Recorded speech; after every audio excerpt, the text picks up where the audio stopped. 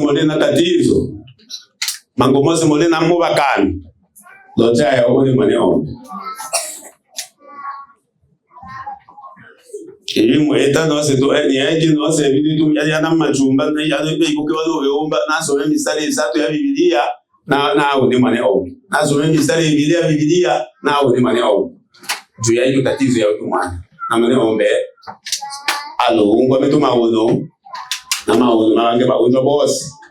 Oyo twakanya ombakiriri mwerera no mukiriri ni nabange bose banapata miho bakanti. Abe cyangwa kwema. Amen. Bila ichimi nya byetu byanya tushiye ubitabo y'abafalume babere. Bafalume babere sura ya 12 na Biblia mchinji wake wi 10. Washiye ule mchinji wa 10 na mwezi. Wafalme wa pili sura yake ile ya 22 tutaanza kwenye ule mstari wake wa 10 tutaishia kwenye mstari wake ule wa 17. Tunasoma kitabu kile cha Wafalme wa pili. Ndio. Ile sura ya 22. Tunaanza ule mstari wa 10 mpaka 17. Inasema, kisha Shafani mwandishi akamwambia mfalme, akasema, Hilkia kuhani amenipa kitabu. Shafani akakisoma mbele ya mfalme. Ikawa mfalme alipokwisha kuyasikia maneno ya kitabu hicho cha Torati, alirarua nguo zake. Mfalme akamwamuru Hilkia kuhani na Ahikamu mwana wa Shafani na Alkobori mwana wa Mikaya na Shafani mwandishi na Asaya mtumishi wa mfalme, akasema, enendeni mkamuulize Bwana kwa ajili yangu na kwa ajili ya watu hao na kwa ajili ya Yuda yote katika habari za maneno ya kitabu hiki kilichoonekana, kwa kuwa hasira ya Bwana ni kubwa aliyotukasirikia. Kwa sababu baba zenu hawakuangalia maneno ya kitabu hiki kufanya kama hayo yote tuliyowaandikia. Basi Hilkia kuhani na Ahikamu na Alkobori na Shafani na Asaya wakamwendea Hulda nabii mkewe Shalum mwana wa Tikva mwana wa Hasasi mwana mtunza mavazi ya mfalme, naye alikaa Yerusalemu katika mtaa wa pili.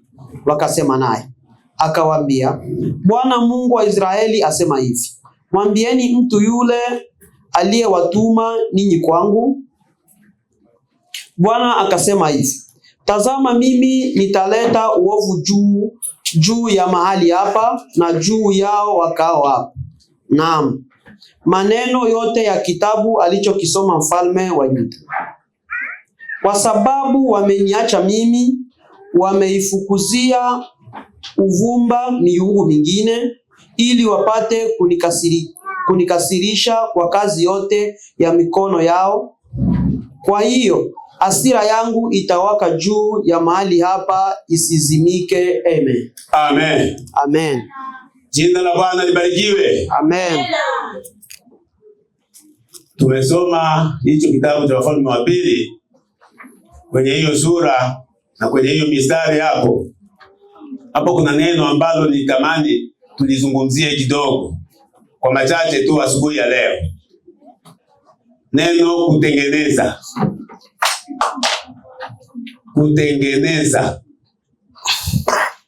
Nini maana ya kutengeneza? Kutengeneza ni kuweka kitu au jambo lililoharibika kuliweka liwe sawa sawa.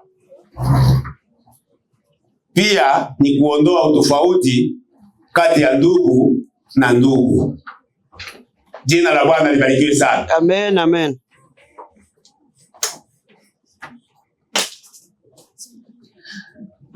Huyo Hulda aliyosemwa hapo ni nani? Hulda ni nabii mke. ambaye alikuwa pale Israeli, mkewe Shalum, mtunza mavazi ya mfalme. Jina la Bwana libarikiwe sana. Amen. Wapendwa, jambo kutengeneza ni jambo la muhimu sana kwa ndugu na ndugu mwingine,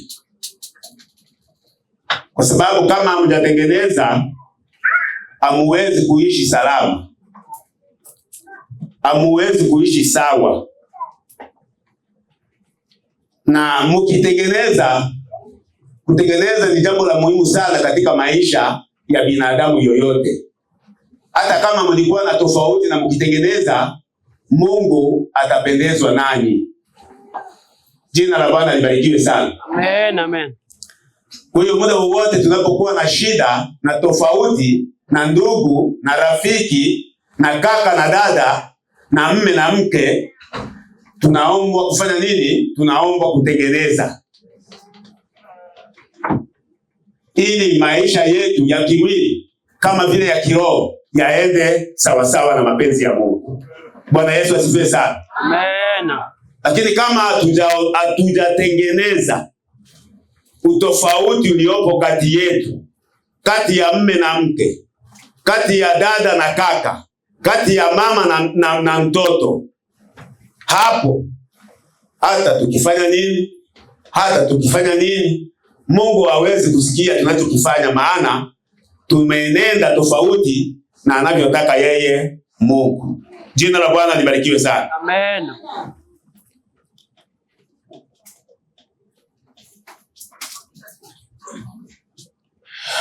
Wakati wa utawala wa mfalme Yosia, nafikiri ni mawazo yangu, lakini wakati Yosia alipoingia kwenye utawala, hicho kitabu cha Torati kilikuwa kimefichwa kwenye hekalu. Yosia na watumishi ambao walikuwa wakimzunguka walikuwa hawakioni na walikuwa hawajui kitabu cha Torati kinatuambia nini kuhusu kumfuata Mungu. Ndipo walipokuwa katika harakati za kutengeneza hekalu, kile kitabu kikagunduliwa ndani ya hekalu. Jina la Bwana libarikiwe sana. Na manabii na makuhani walipokugundua kile kitabu, wakachukua kile kitabu wakampa mwandishi ili aweze kukisoma, wasikie kwamba kile kitabu cha sheria kinawaambia nini. Baada ya yule mwandishi kusoma kile kitabu, wale makuhani na viongozi kusikia maneno yanayosema ndani ya kitabu kile, wakaogopa. Kulingana na wanavyoenenda na kulingana sheria ya Torati inavyosema, wale makuhani wakaogopa. Wakaona tufanye nini? Kitabu hiki tumpelekee mfalme Yosia ili tumsomee hayo maneno yote ambayo yamesema katika kitabu cha Torati, tusikie mfalme Yosia atasema nini. Wale makuhani na viongozi wengine wakaenda kwa mfalme na kile kitabu, wakasoma kile kitabu. Waliposoma kile kitabu, mfalme Yosia aligundua kwamba tuko tofauti na mapenzi ya Mungu, kulingana na jinsi tulivyosikia jinsi kitabu kinavyosema. Sasa akili ya mfalme Yosia na wale viongozi makuhani na manabii ikashindwa la kufanya. Wakaanza kutafakari tufanye nini ili tuweze kuenenda sawa sana na mapenzi ya Mungu. Jina la Bwana libarikiwe sana. Amen. Kuwa na watumishi wenye hekima na wenye kumuogopa Mungu na wenye kujali maneno ya Mungu ni jambo la muhimu sana. Yule kijana mfalme Yosia akasimama, akaona ni vema niwaalike viongozi wote wa Yuda na Yerusalemu ili tukae chini tuangalie nini cha kufanya kuhusu jambo hili. Jina la Bwana libarikiwe sana. Amen. Mfalme Yosia akaenda akafanya ujumbe akawaalika makuhani na viongozi wengine wote wa Yuda na Yerusalemu.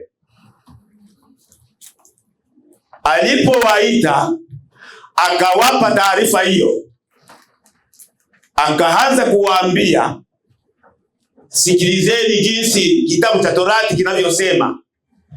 Hivi tunavyoenenda tayari tumeshakwenda tofauti na mapenzi ya Mungu. Mungu hafurahishi na jinsi tunavyoishi. Mungu hafurahishi na jinsi tunavyoenenda. Tunaweza kufanya nini ili tuweze kuenenda sawa sawa na mapenzi ya Mungu? Wale viongozi walivyokaa wote wakaafikiana neno moja, wakasema kwamba lazima umpelekee nabii mke ambaye ni nabii maarufu sana katika Israeli, ambaye anaitwa Hulda. Umpelekee ujumbe wa kumpa taarifa hizi za hizi kitabu kilichogunduliwa katika hekalu. Tusikilize huyu nabii mke anaweza kutuambia nini kuhusu haya maandiko ambayo tumeyapata katika kitabu hiki. Jina la Bwana libarikiwe sana. Amen. Jina la Bwana libarikiwe. Amen. Tunapoishi katika dunia hii lazima tuwe tukiishi tukimwogopa nani? Mungu. Unavyotembea, unavyofanya, unachokitenda, lazima uwe unamwogopa Mungu. Uwe na maswali katika akili zako. Je, ninaenda vizuri au ninaenda vibaya? Mfalme akakaa chini akafanya ujumbe kwa nabii mke Hulda. Hulda akawaitikia ule ujumbe. Pia mfalme akatoa mwaliko mwingine kwa viongozi wa Israeli, manabii na wengine, ili waende huko kwa nabii. Kukawa kuhani mkuu na viongozi wengine wote pamoja na mfalme Yosia wakaenda mpaka kwa nabii mke Hulda. Walipofika kwa nabii mke, wakampa taarifa, wakamwambia jinsi walivyosoma katika kile kitabu cha Torati. Na hilo linatuogopesha sana. Wewe kama nabii wa Mungu unaweza kutushauri nini? Jina la Bwana libarikiwe sana. Amen. Unapokuwa na tatizo yoyote katika maisha yako, yawe yako na mme wako, yawe yako na rafiki yako, yawe yako na dada yako, yawe yako na jirani yako, kabla ya kufanya jambo lolote, nenda kwa kuhani wako. Jina la Bwana libarikiwe sana. Amen. Nenda kwa Obedi. Mchungaji, nina tatizo. Ndani mwangu kuna tatizo. Hata ni ya chumbani kwako. Nenda kwa Obedi. Ndani mwangu kuna tatizo. Kuna hili, kuna hili, kuna hili. Mtumishi wa Mungu, ninaweza kufanya nini? Jina la Bwana libarikiwe sana. Amen. Naamini hapo utapata jibu nzuri la kuweza kukusaidia katika shida yako. Ndivyo walivyofanya. Ndivyo alivyofanya mfalme Yosia pamoja na viongozi wengine ambao walikuwa wakimzunguka. Wakaenda kwa nabii Hulda. Wakafika kwa nabii Hulda, wakaeleza tatizo lao. Lakini nabii Hulda alisimama kwa neno moja la kuwashauri tu. Jina la Bwana libarikiwe sana. Amen. Akawashauri akawaambia, nendeni mukatengeneze.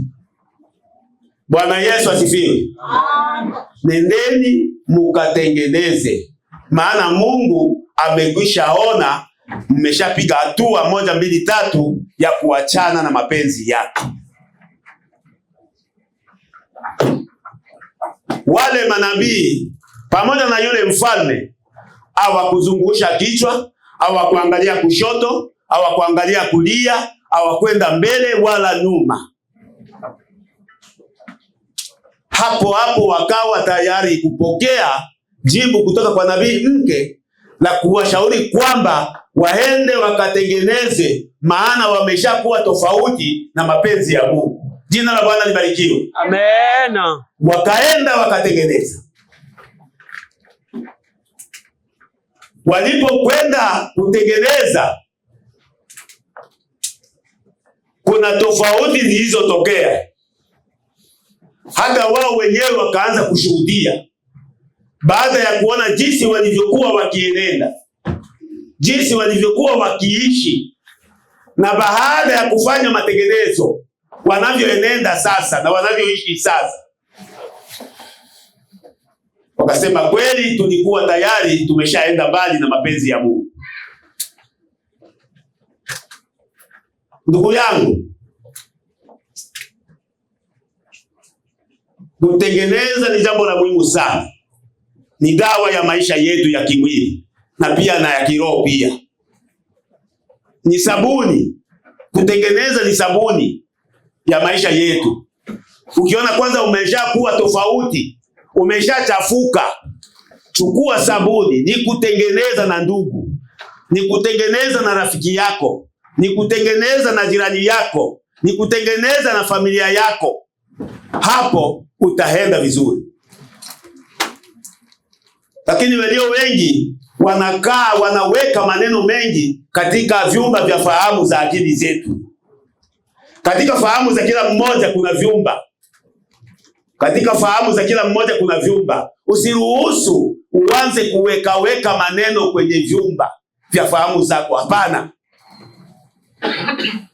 Ukiona tofauti yako, mimi na mchungaji Eninga tuna tofauti, niende mbio kwake tutengeneze. Ama yeye aje kwangu tutengeneze. Hivyo utakuwa umempendeza Mungu. Jina la Bwana libarikiwe sana. Lakini unachukua hili unaweka. Utachukua hili unaweka. Utachukua la kutoka kwa Boniface unaweka. Unachukua kutoka kwangu mimi ambaye nimekukosea unaweka. Kichwa kitavimba, utashindwa hata kutoka nyumbani kwako. Bwana aturumie sana. Hivyo vyumba vitajaa na kichwa kitavimba, utashindwa hata kutembea. Bibi hivyo ni sawa ndugu? Utashindwa. Ila wae. Itoe ile na maneno upi. Ango mose matuli mola, tumango tengeneza. Lumbaka tatuike saa. Tatuike usuku. Nange wasango le mbionja onja bili motenda bale bazee bandi tuli ba mubiri kanisa mbionja onja. Wasango le mbili mbionja onja. Wapata magumu. Kutwa hebo saboni itengeneza wetu bulamu, itengeneza wetu mwendo wa nombara kansenge. Mbakalumu rusuku. Twayo mwana bulamu bale na abe changi. Amen. Hangi abetu. Amen. Banu ba ambi ba mune ombe. Babe mu waido ya mune ombe bo. Nombaka ngen totale mu waido ya mune ombe bo. Tana wa achata lusungulu alo gwelwa na kuwani wake. Omana sasa babu yana yake. Kumbe wainge cha shida uwe mwenyewe. Uyeleta tatizo uwe mwenyewe. Kuyo bana wa mweneombe. Itabo ya mweneombe atu wela nibo mangomose. Mbakai kimbalanga msenge mtole. Mule ngolo na miyo. Mule sakila.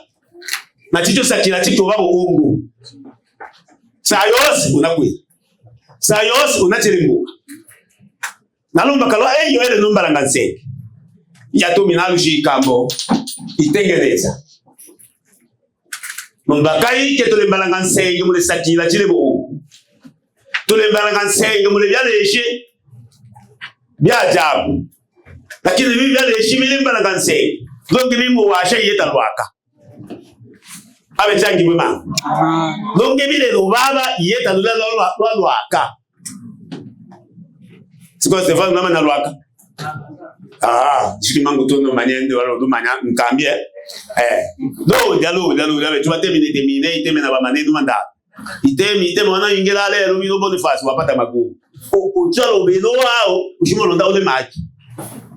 Sasa gaeno sebile leje lakini biko washa yeta lwaka. Lolo baba shinga bedi lolo. Lolo baba lo atai. Ubino eno ya cholo mbakalo betu. Mene mbangi. Amen. Ya cholo mbakalo betu. Itoso ngola. Nibo mango mose. Nile nanga nsenge nile na mazaifu. Uja ungole ali nanga nsenge ali na mazaifu. Kila mtu ali na make mazaifu. Nana olobela yetani na mane mazaifu. Londangela yose. Ili to tengeneze ni nobe lumba kalumu lusuku tu amone bulamu ali na ali. Abe changi wema. Apana tuju yana ikomba ngoma. Ina manga bila vitu ina. Lakini longe lusukulwa mwisho to ayo osabula mubwale na ali ile pole ya bulama. Ono mfalme Yosia ono alo wanjano achi au tawala ili mwanwe maka, lakini alo eta bitu bya ajabu. Ono mfalme Yosia alo eta bitu bya ajabu. Ocha sengabe nitushilone bahada ya matengenezo walo tokea itube. Baada ya kuitengeneza ushimone vitu vya lotokea sasa. Ama mamilole sisoya uyo bafalme babero yeki solo ya mama bena bisatwi tatushi some manga mbakatu nasinga chini numba chaba ojuchini chikubana masaha osome mama bena bisatu nchinji wa bisatu ushire nchinji wa bitatu inose tushilole byalo uba baada ya kuibacha itengeneze. Ndio tunasoma tena Wafalme wa Pili 23 kuanza ule mstari wa 3. Unasema mfalme akasimama karibu na nguzo akafanya agano mbele akafanya agano mbele ya machoni pa Bwana sawa na yote walioyafanya baba zake. Tunaenda 24. Uko wapi? Acha kwanza niangalia. Nimesema Wafalme wa Pili sura ya 23 mstari wa 5 utaishia kwenye wa 3 utaishia kwenye ule mstari wa 5. Ndio, akafanya agano mbele za Bwana kumfuata Bwana. Ndio. Na kuyashika maagizo yake yote na shuhuda zake zote na amri zake zote kwa moyo wake wote na kwa roho yake yote na kuyadhibitisha maneno ya agano hilo yaliyoandikwa katika kitabu cha Torati. Nao watu wote wakakikubali agano hilo. Kisha mfalme akamwamuru Hilkia kuhani mkuu na makuhani wa daraja la pili wa chini ya huyu kuhani mkuu na walinzi wa mlango mabawabu kwamba watoe katika hekalu la Bwana, kwamba waingie katika hekalu la Bwana vyombo vyote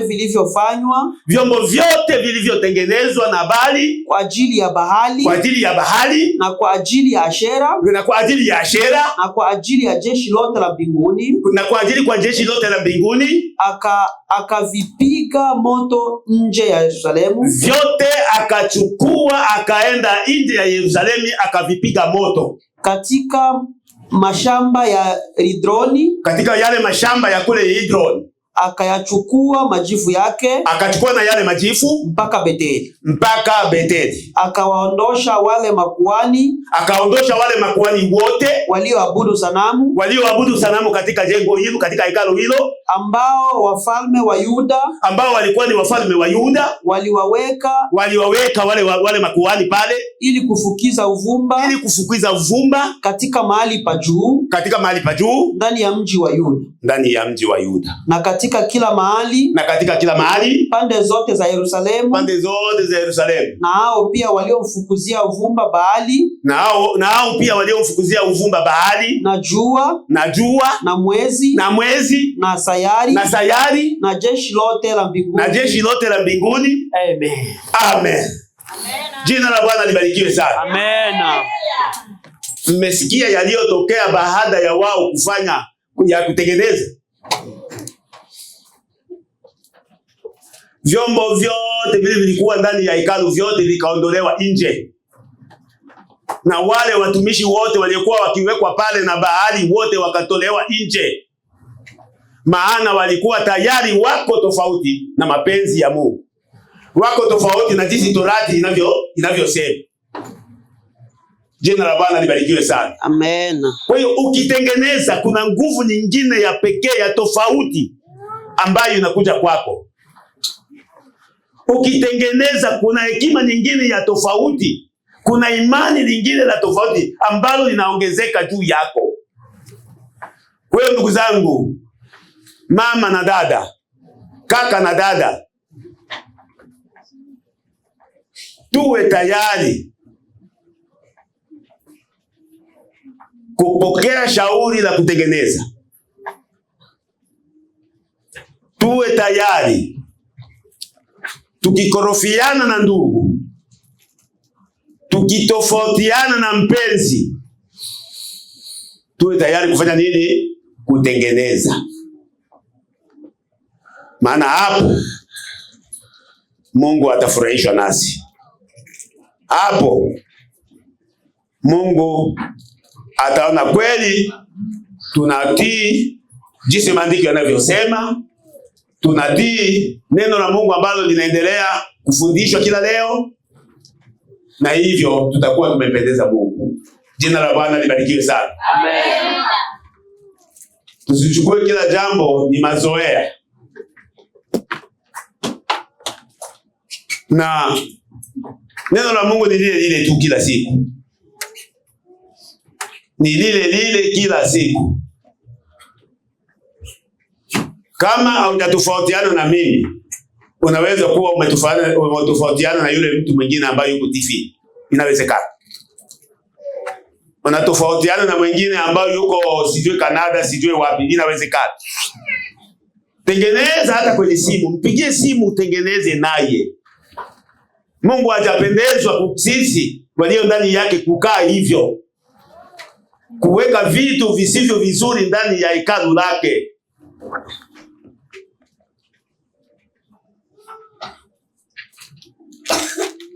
Kuweka vitu ambavyo havimpendezi Mungu ndani ya hekalu lake. Mungu hajapendezwa na hilo.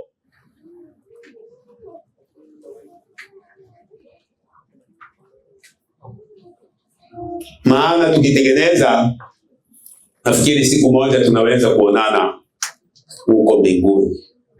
Na Mungu atubariki. Amen. Amen.